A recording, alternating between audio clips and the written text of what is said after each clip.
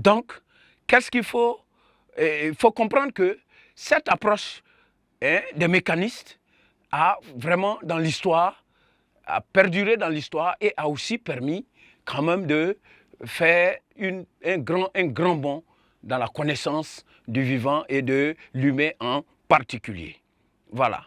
Donc, on peut dire que c'est ce qui a permis de mettre en évidence les différentes composantes physico-chimiques de l'organisme humain. Maintenant, qu'est-ce qu'il faut retenir par, qu'est-ce qu'il faut comprendre par vitalisme? Donc, à l'issue de l'explication sur la doctrine mécaniste, qu'est-ce qu'il faut comprendre par vitalisme? Donc, au petit 2, nous allons noter, petit 2, le vitalisme. Le vitalisme qui va s'accompagner aussi du finalisme. Et le finalisme. Le vitalisme et le finalisme. Bien. À propos du vitalisme, qu'est-ce que nous allons, et le finalisme, qu'est-ce que nous allons retenir? Il faut comprendre que pour le vitalisme, comme je l'avais dit déjà auparavant, il existe une force en dehors des composantes physico-chimiques. Eux, ils disent que non. Le vivant ne se limite pas à ses composantes physiques et chimiques. Mais au-delà de ces composantes physiques et chimiques, il y a autre chose qui anime le vivant. Ils vont même l'appeler le X vital.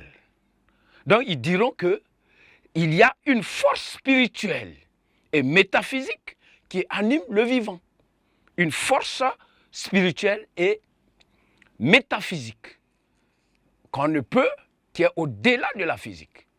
Voilà, qui anime le vivant. Et cette doctrine, nous avons par exemple Bergson, Henri Bergson, qui épouse cette approche-là.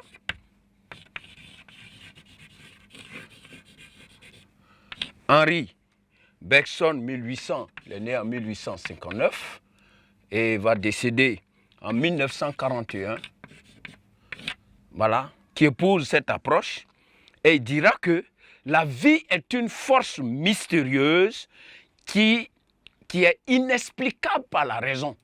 La vie est une force mystérieuse qui est inexplicable par la raison, une force vitale. Voilà. Et ça, cela montre que pour les vitalistes, ce qui est essentiel dans le vivant est insaisissable. Et nous avons aussi constaté que, effectivement, quand nous remarquons, nous essayons de comprendre ou d'analyser ou encore de voir un peu comment fonctionne le vivant, on se rend compte que le vivant lui-même, il est capable d'autoconstruction. Il se construit lui-même à partir de ses éléments internes.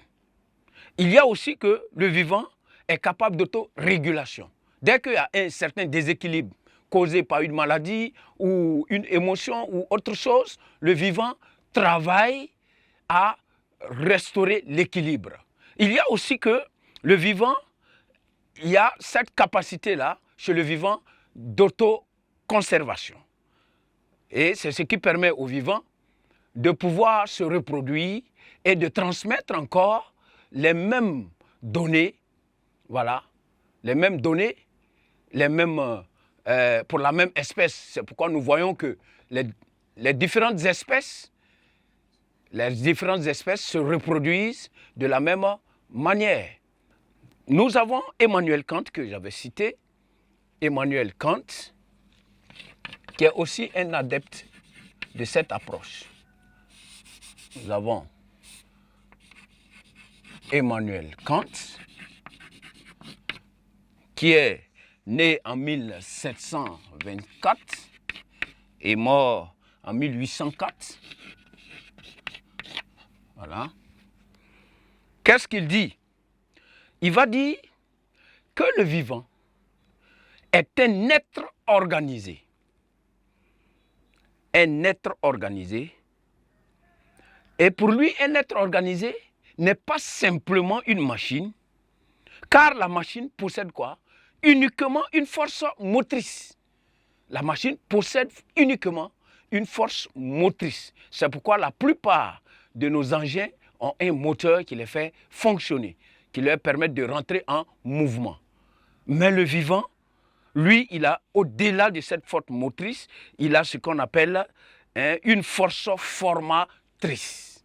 Le vivant a plutôt, à la place de la force motrice, il a plutôt une force formatrice qui résume tout cela.